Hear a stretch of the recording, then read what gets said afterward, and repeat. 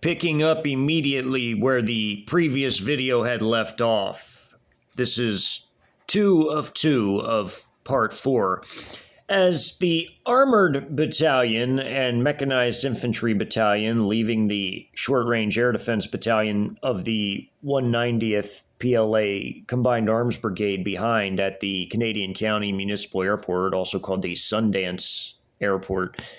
as the mechanized infantry was moving in to assist in the thorough clearance of a fairly large 5 by 3 mile total area, as the Special Operations Battalion, the independent 58th Special Operations Battalion of the 58th PLA Group Army and active duty PLA Group Army, had been moving in to assist the Armored Battalion and the now moving in Mechanized Infantry Battalion with the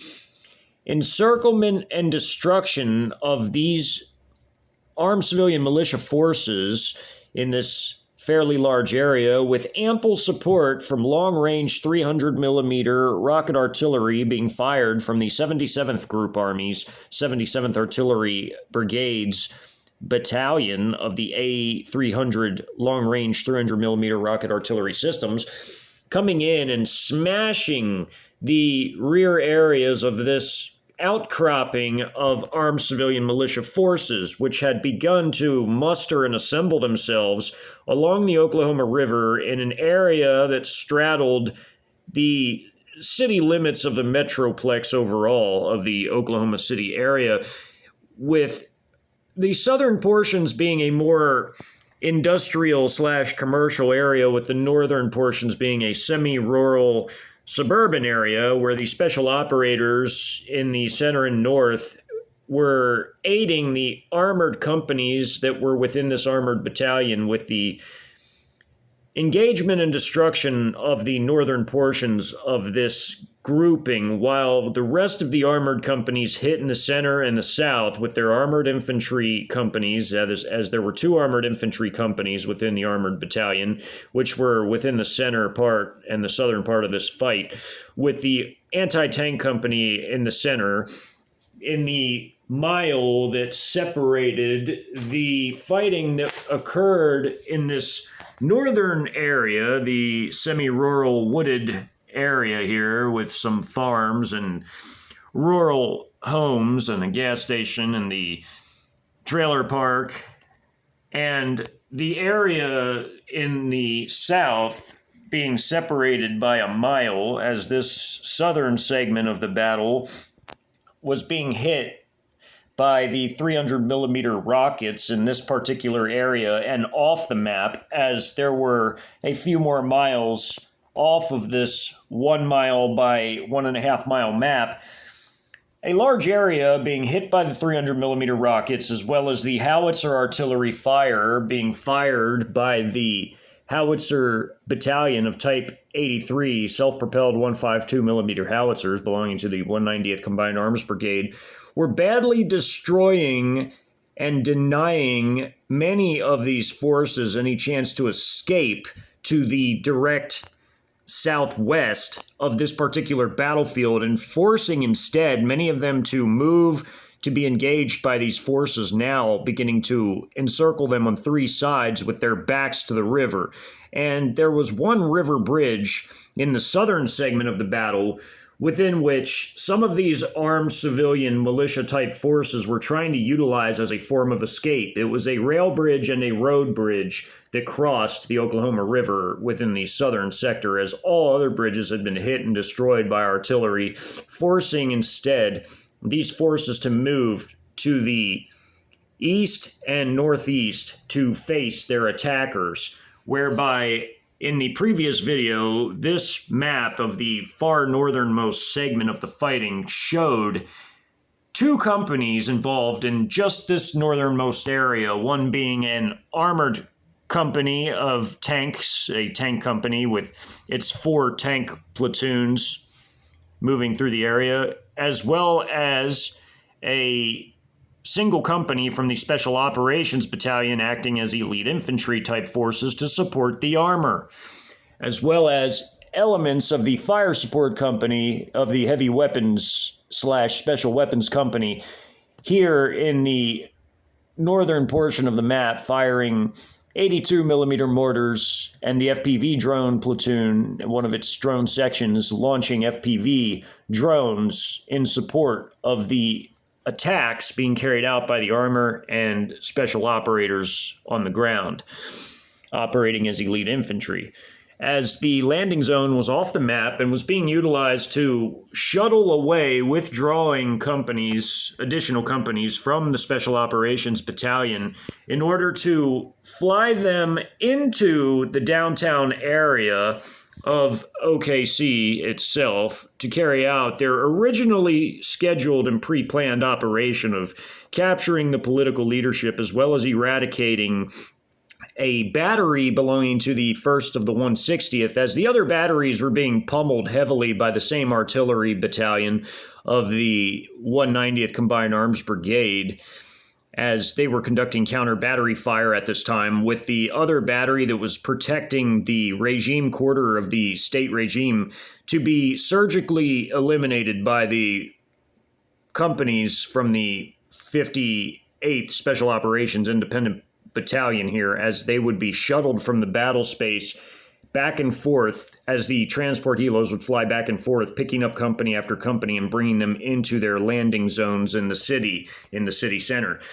As that was going on, as they did a phased withdrawal from the battle space, by this point they will have destroyed this pocket as the armored battalion's forces were hitting it on the different sides and were to slice up through the center of it to surround areas into a few pockets to break up these forces, or what remained of them, even more, for the mechanized infantry and the armored infantry companies belonging to the armored battalion, the two of which belonging to the armored battalion, along with the mechanized infantry companies, to thoroughly move through the entire area and sweep it for any survivors who managed to survive the enormous rocket strikes and howitzer strikes fired by the A300 systems of the 77th Artillery Brigade of the 77th PLA Group Army from its A300 Battalion, which was a long-range rocket system, actually the longest range in the world, with a whopping 187 miles as far as the range of the 300mm rockets fired from it, and the howitzers in the form of the 152mm Type 83s. Going to the southernmost portion of this particular battle map, picking up from where it was left off, as this here was a full armored company with its last and fourth armored platoons. There were 4 combat platoons of 5 Type 96B tanks apiece, with the headquarters platoon back and off the map, which were the command elements as well as the logistical elements of the company, interspersed between them being the combat companies, or the combat platoons, rather, of the armored infantry company tasked to support these armored forces and work directly with them. This being one of the 3 combat platoons of the Armored Infantry Company moving up here, led by a VN-20 infantry fighting vehicle with 4 Type 89A armor personnel carriers filing in behind them. These arrows here were where they were dismounting their squads. There were 5 squads apiece. 1 squad coming out of the VN-20, another coming and off to the right-hand side of this column, moving to the north, 1 moving to guard on the right side, while 3 others disembarked and moved to the left side, or facing to the west. As this was going on, there were approximately 40 armed Americans within this factory complex right here. And this large factory complex, as they were trying to flee from the enormous 300mm rocket strikes, which were saturating a large area on and off the map, including off to the west, as in this area, as the river wound off the map, and even in the north, the river much further back in the northern portion, as it wound to the general northwest, These areas were being heavily hit and eliminated many of these armed American militia-like forces, causing the survivors to bolt out of the area, running for their lives. I mean, they were trying to get the hell out of here as fast as possible, and they were making for any type of cover which they perceived in their minds as any type of giving them any type of chance as far as to use as a hard point or a strong point, and to protect them from the immense levels of destruction being meted out upon them by the combination of rocket artillery in the form of the long-range A300 rockets that were being fired into this area,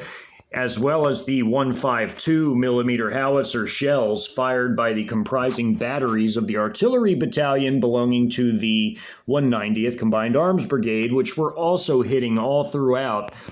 the 5 by 3 total mile area. And this is just 1 mile right here. This is 1 mile and this is 1.5 miles. And the same scale was the map in the northernmost sector of being a 1.5 by 1 mile map with more miles, with 2 additional miles off map going from the east to west. This area here on this side, again, was a more commercial area, as the railroad tracks crossed a rail bridge right here, as there was a street bridge running parallel to it. Essentially, these forces of our militia type personnel were setting up on the other side of the river, trying to form a defensive position in order to aid in their friendlies trying to cross the bridge to get to what seemed to be relative safety when compared to all the actions going on this side of the river. As on this side of the river, the rocket strikes were annihilating full areas behind the main lines of contact, which were all along this area here and had been penetrated in this northernmost part of this southern section of the larger battle by this interspersed 2 companies, one being a tank company and the other being an armored infantry company, that smashed their way down the street through homes and buildings that had been used as a form of defense by other additional armed militia type personnel. As in the area, the mile separating this southernmost portion, and although there was a little more off the map of the fighting going on with the northernmost portion, the forces in the mile that was above this map were special operators that were conducting their phased withdrawal, another tank company of the 4 total involved, and the anti-tank company that were firing their relatively long-range, very large HJ-10 anti-tank missiles into the area above this map and hitting many enemy targets. All of this was drone and ISR directed and artificial intelligence guided, of course, as all of those systems were integrated, and everything that the ISR assets could see in real time and mapped out was processed through the artificial intelligence system that even guided the certain weapon systems like the CH-901A loitering munitions when they were set on their artificial intelligence targeting mode. And according to what warhead types any of these could be armed with at any given moment, as when they would be fired in their salvos, they could either be armed with a HE warhead, a fragmentation warhead, or a heat warhead to go after heavier vehicles like tanks and infantry fighting vehicles. These being armed with HE, and the AI targeting parameters were set to basically go after groupings of these personnel as well as their vehicles, such as their technicals, like their pickup trucks that they were using, or SUVs as their vehicles to transport their militia personnel into the battle, or use them as makeshift fighting positions, as mobile fighting positions, as men with rifles could fire up and over the beds of these trucks. Some of these trucks had sandbags in them and all kinds of things. And they were trying to basically hold off the enemy attack, but it would not be possible, as the armor and armored infantry working together were just far too powerful for these light infantry type forces to withstand, in conjunction with also the various loitering munition strikes coming in from the CH-901As, as well as the tank shells, the infantry fighting vehicle HE shells from their 100 millimeter cannons, the HE 30 millimeter shells from the 30 millimeter autocannons. So as they were taking cover behind this raised up gravel embankment, this rail embankment here, that was basically gravel with the tracks sitting on top, and it was earthen on either side. They were firing up over this rail berm at these tanks and infantry fighting vehicles and armored personnel carriers that were, again, interspersed between one another to mutually support the attack as they were all attacking the same enemies here. The small arms that these personnel possessed simply did nothing to these vehicles. I mean, there were the rifles realistically would do literally nothing to the tanks, obviously, and so they tried to go for the turret gunners in these vehicles, like in the tanks and also in the armored personnel carriers, but all in all, the shielding for the gunners, including even on these tanks, many of these tanks having gunner shields in front of the, as part of the turret mount for the crew serve weapon, these gunner shields protected these gunners from the small arms fire. So it was exceedingly difficult for these personnel to really inflict any meaningful casualties on these vehicles. So as that was occurring, they were firing their fragmentation shells behind and over the berm, hitting this group of personnel that were trying to run into this area to reinforce these guys as they were being hit by HE-laden CH-901A loitering munitions. This truck was hit by a fragmentation tank shell and just blown to scrap metal, and there's another CH-901A flying into this group right here that was trying to go through past this little guard shack right here and into this parking lot of this factory, this large factory complex where these tracks ran through. And as that was going on, these forces that had dismounted had begun to clear this office building right here, as this office right here had been totally shelled and obliterated by HE tank shells and fragmentation shells slamming into it and just blasting and gutting this building completely and eliminating 4 enemy personnel that were hiding on the other side of it for cover. And as these forces dismounted, 2 squads of armored infantry troops took the building and cleared it, with one squad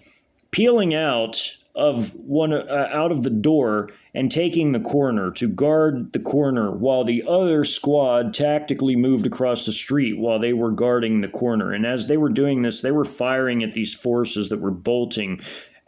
through this wooded area. They could see them through their infrared and NVGs, as they also had their ISR assets monitoring this entire battle space. I'm talking about these squads. They had their quadcopter reconnaissance assets monitoring everything in this particular area, as all the quadcopters operated by all the squad level units and platoon level units, and even at the company levels and even higher at the macro level with the orbiting WZ-8 high altitude stealth recon drones monitoring the entire battle space, working in tandem to map out the entire city and all the real-time changing data as it occurred, from where enemy personnel were seen, where they were going. It was all mapped out in real time by the whole constellation of these ISR assets working together to map out the real-time battlefield, which updated the combat data links as all the data was processed by artificial intelligence and aided them in making their command decisions when it pertained to the battle. As these forces engaged them, as they knew exactly where they were from this corner, the others crossed the street, tactically bounding and covering with this squad here that moved across the street as well. And as early on, this building had taken a heavy pelting from tank shells from this tank platoon here firing at the building. This platoon now ceased fire against this building as the armored infantry dismounts went to clear it next after having cleared this office building, while the squad that dismounted from the leading vehicle, the infantry fighting vehicle, the VN-20, went around the building to go in through the back. And as that was going on, other movements were occurring in tandem, such as this armor personnel carrier moving with this full tank platoon through this entire complex of buildings, right? This factory here and this factory, just basically slicing through this field that separated them before smashing their way into this parking lot here with these two end vehicles, these two Type 96Bs smashing through the fencing and then smashing out the other side and seizing this road, while this tank in the middle of the platoon went here and stopped temporarily as they stopped, while the last two tanks and the armor personnel carrier moved here. These were two tanks. This arrow was two tanks in a row, like the last two of this platoon here, where these other three stopped. There were two right here that stopped, single file, 1 and 2. And then the armor personnel carrier moved here before dismounting its squad inside of this factory complex between these buildings, and it went inside to clear this larger building along with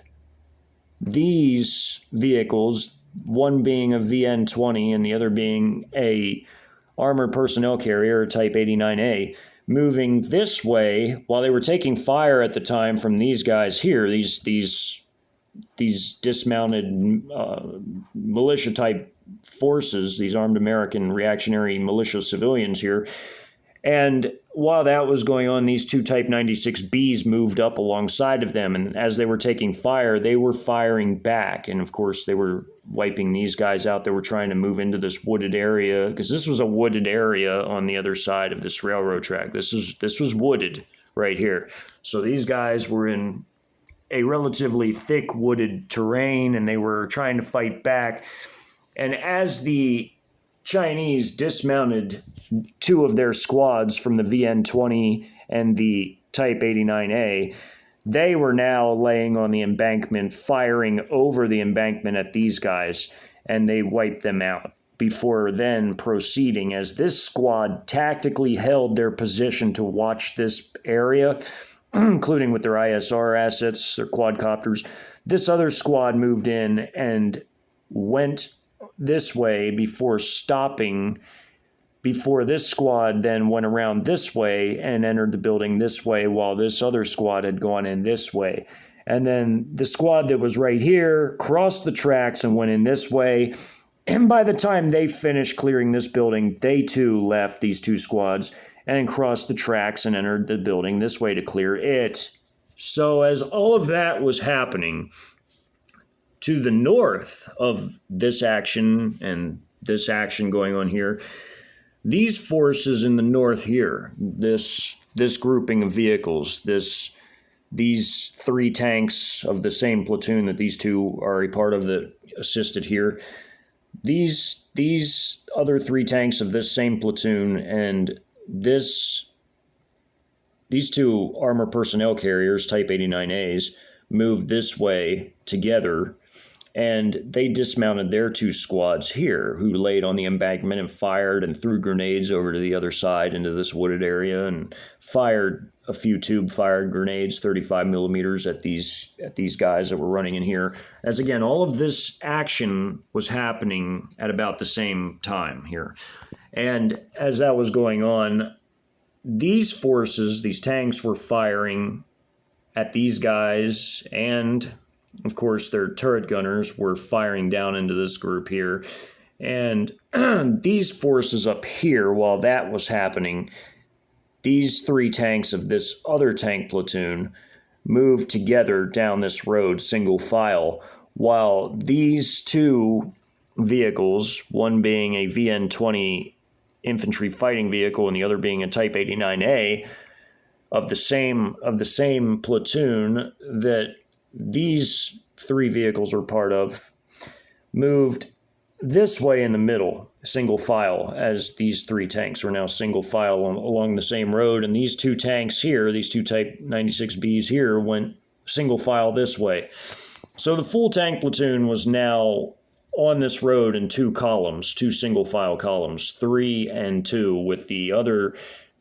vehicles, these two vehicles, these armored infantry vehicles, the VN-20 and the Type 89A in the middle of them before crossing this railroad right here on this road and stopping here and taking some fire from the wooded area. They returned fire this way while they had turret gunners on the tank turret machine gun on the crew serve weapon, the 12.7 millimeter machine gun, firing this way as well as support the troops that now these vehicles that now turned and went this way before peeling off through this gas station parking lot before dismounting their 2 squads, which now fired this way as these other forces had been firing this way while the CH-901As impacted. As that happened, these last vehicles up here, these 3 Type 89As, went down this road, stopped here. They had earlier taken fire from behind the gas station, but they lit them up and finished them off and then maneuvered around, and each of the vehicles went this way before dismounting their squads to check the area and secure it,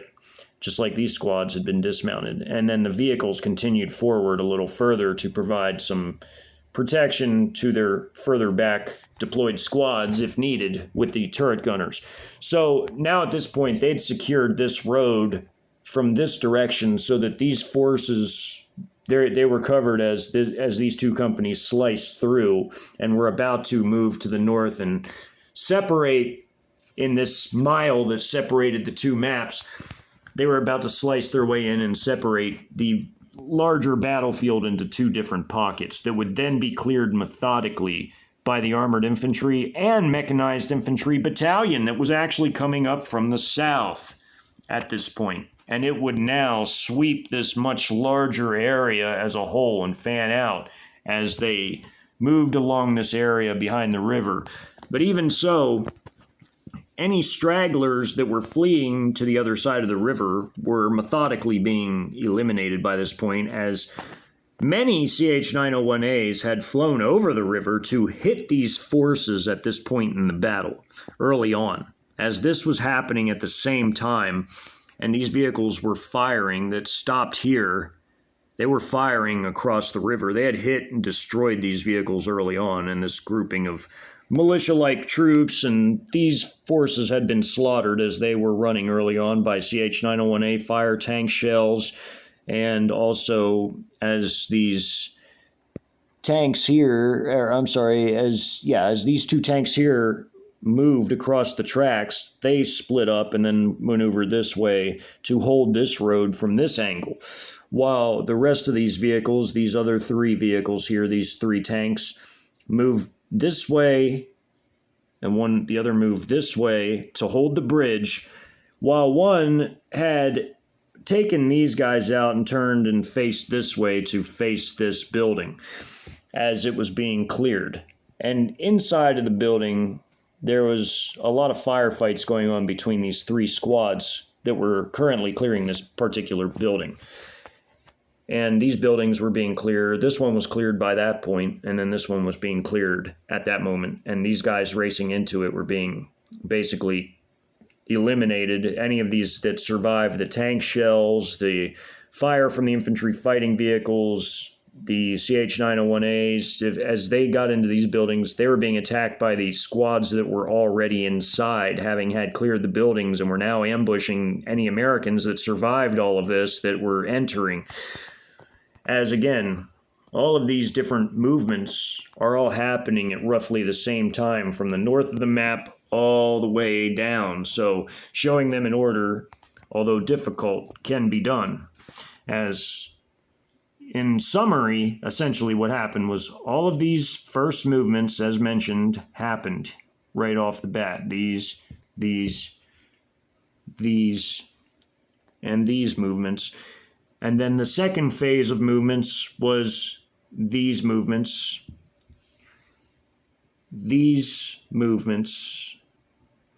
and these movements, as these buildings were methodically being cleared by the dismounted armored infantry squads. And these 2 companies were moving north to, after the rocket fire was done, to begin to split up in the mile that separated the 2 mini-maps that were shown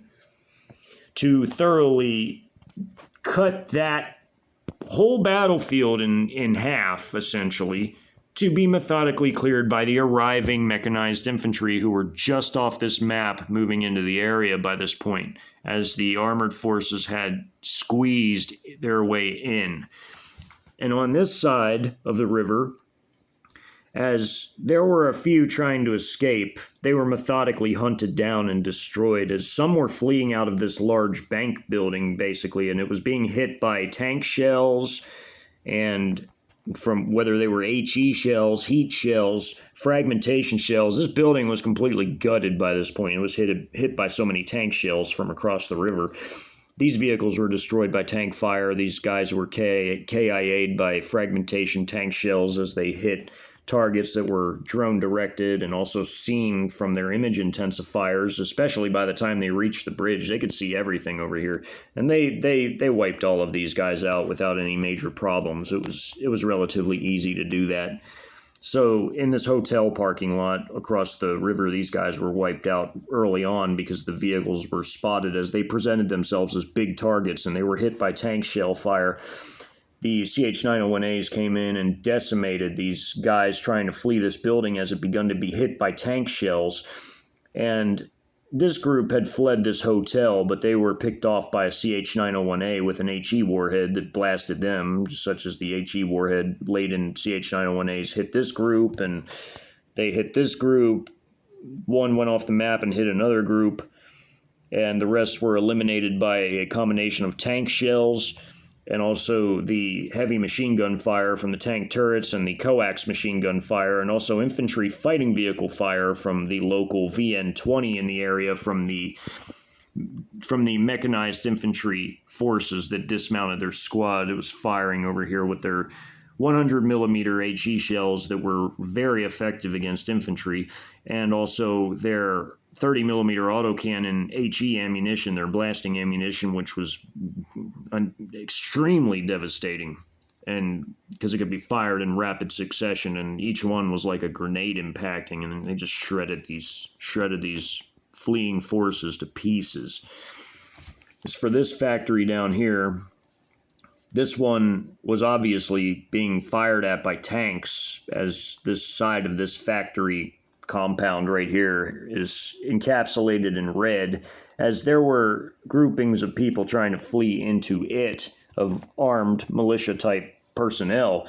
And this factory building took a lot of tank shell fire, and these guys were basically wiped out as they were trying to enter this building.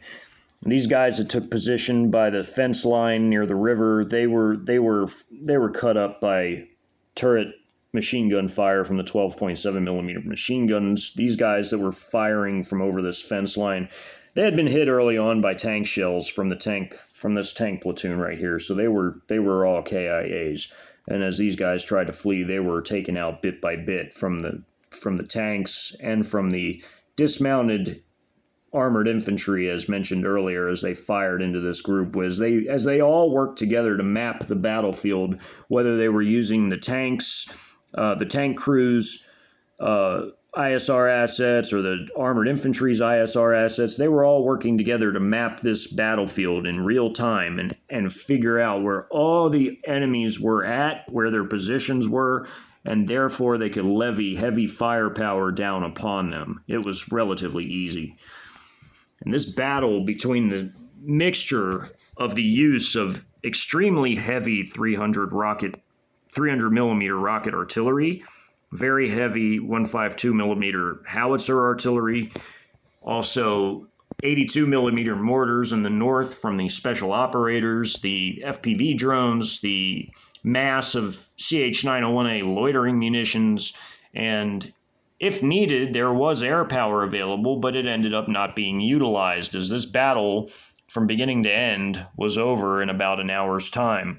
It really got kicked off at about 1:30, but from 1 to 1:30, all the movements getting the forces into place to conduct this assault had occurred within 30 minutes, leading to the actual fighting that lasted an approximate hour from the beginning of the fighting to the very end, when the mechanized infantry and armored infantry were working together to clear the area, by which time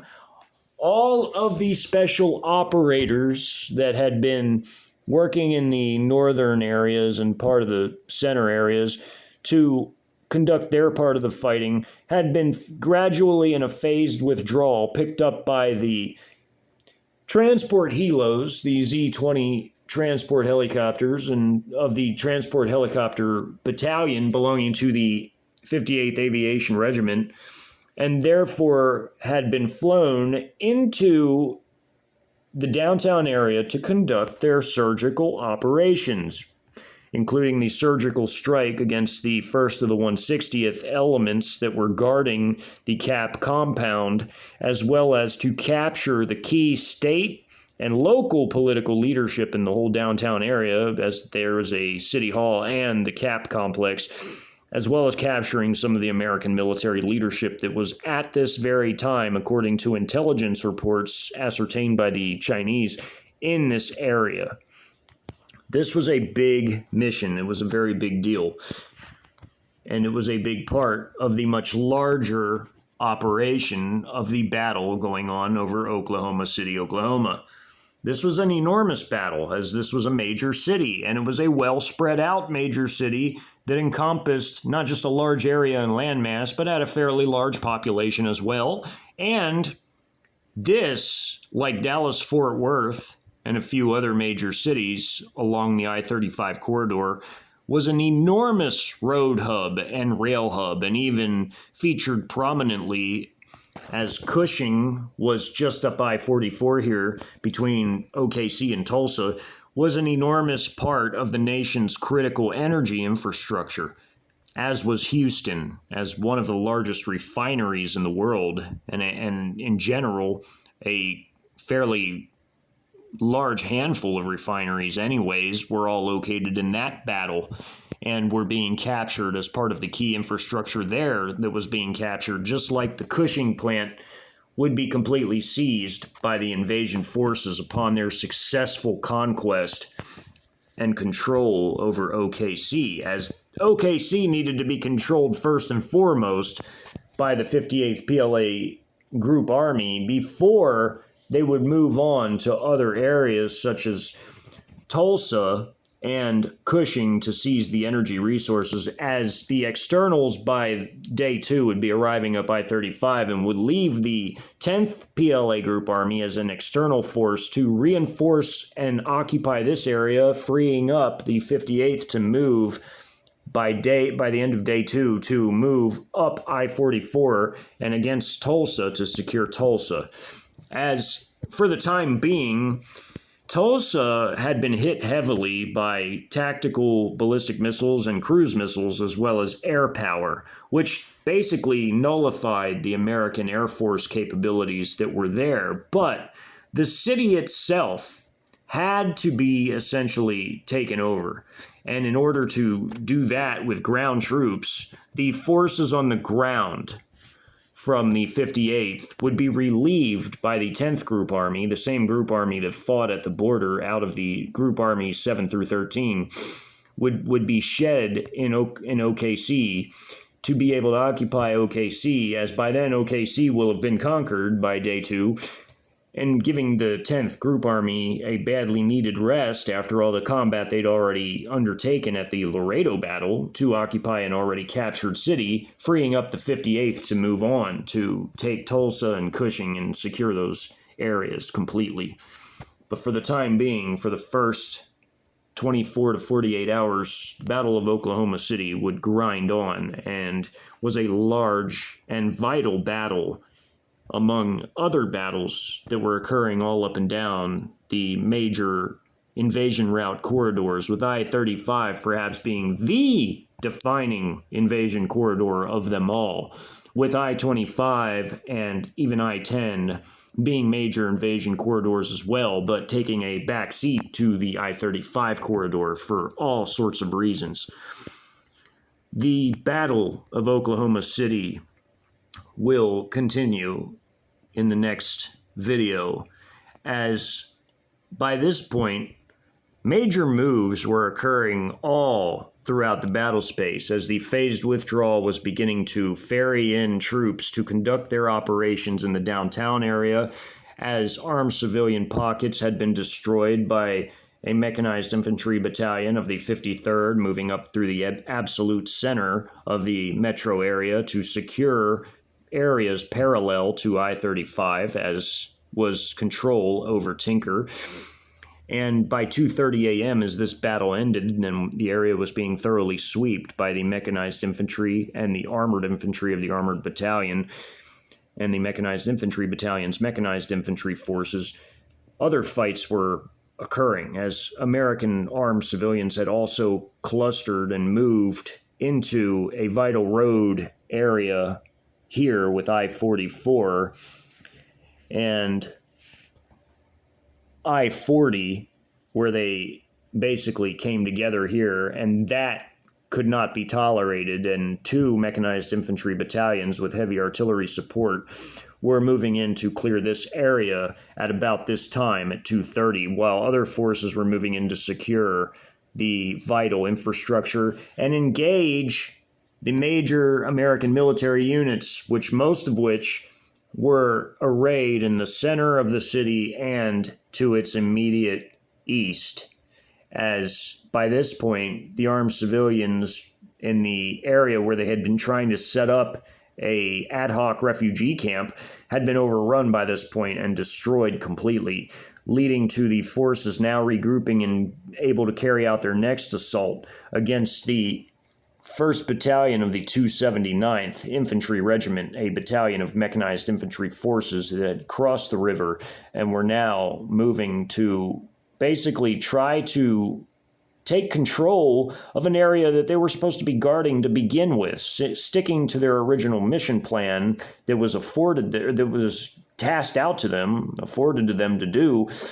by the state and federal regimes to control this treatment center, and they were sent to basically carry out that operation, even though there were no communications due to the total loss of America's eyes and ears from the tandem anti-satellite strikes and cyber strikes in conjunction with the electronic warfare blanketing, which is why this battle needed to be fought so soon into the invasion to destroy the potential of any guerrilla-like forces to figure out that they were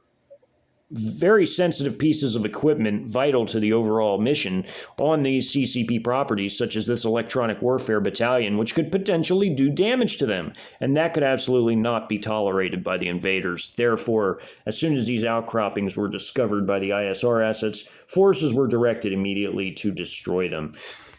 But it didn't take away from the original mission plan, as other battalions also, while this was going on, had struck deep into the city center and were establishing lines of contact to surround different areas of the downtown area while these special operators were being flown in to conduct their surgical strikes. With this single mechanized infantry battalion moving north by this point, by reaching 240 by the time that all of these battles had essentially wrapped up and the flank clearing operations that kicked off the whole invasion as a whole. The other flank clearing operations besides this one, this would be another one, but would come very soon. There were a lot of different objectives, in other words, during this battle. This was a large area with many objectives that had to be fulfilled, and the group armies were divvied up in a sort of wheel-like fashion, like spokes on a wheel going after their different objectives. It was actually a very apt deployment of the troops in this manner. Even the headquarters troops of the 17th Combined Arms Brigade, along with an air defense, short-range air defense battalion of SP AAA 95s, were to seize the Will Rogers Airport, which was lightly held by a few companies of reservists from the 2nd of the 290th, and also the local security elements that were within this area, as there was also a federal prison facility just to the south of the airport, which would be captured by these forces, as the headquarters battalion of the 17th itself was to turn this into a FOB, the Will Rogers International. It was to be converted into a forward operating base for use during the later-to-come occupation of the area, after the victory had been won and the nation had been conquered. So Will Rogers was another vital objective that had to be secured. And as that was going on, many other actions were being taken as the artillery strikes drove civilians to seek safety here in the OG&E Frontier Power Plant, which, due to the suddenness of the invasion, hadn't even had the opportunity to have the American troops that were assigned to it get there, because by the time the invasion broke out, it was too late and there was no time for them to arrive. So these 3 full battalions, 1 armored and 2 mechanized infantry from the 17th Combined Arms Brigade, were driving deep into the southwestern portions of the Oklahoma City area, while its headquarters and short-range air defense was to seize the airport. The forces of the 2nd of the 134th Infantry, an actual airborne infantry battalion, were heavily bombarded by 300mm rocket strikes from the A300 system that also fired, the A300 systems, rather, plural, that also fired at these armed civilian militia forces, was being called in to conduct fire missions just south of the downtown area in the entertainment district here along the river, and were badly demolishing this area in conjunction with the howitzers of the artillery battalion of the 17th Combined Arms Brigade showering the area with shells, destroying many of this element's vehicles, although these airborne troops were relatively clever and decided to use the rubble as defensive positions. And at the time of the massive rocket and howitzer barrage, they had gone into the sewers and basements of buildings for protection, and they reemerged to take up positions in the rubble positions. Although their vehicles had all been outright annihilated by this point by the heavy shelling and rocketing, they, as a foot-based unit in the rubble fighting positions, would have to generally be rooted out by the mechanized infantry battalion that was coming to engage them in this area before they were to take their position in surrounding part of the southern end of the downtown cordons that were being established by these various battalions coming from the 118th Combined Arms Brigade, the 190th Combined Arms Brigade, and also the 53rd moving up this way, that's sending one of its battalions into the south-central portion of the city, while the southwestern portion of the city, its western portions, and its northwest portions were also being secured by other elements of the 190th, as well as the 28th Heavy Combined Arms Brigade and 17th Combined Arms Brigades, as there was a lot of critical infrastructure here that needed to be seized and secure, as well as the road infrastructure. This is a massive battle, and more to come in the following videos.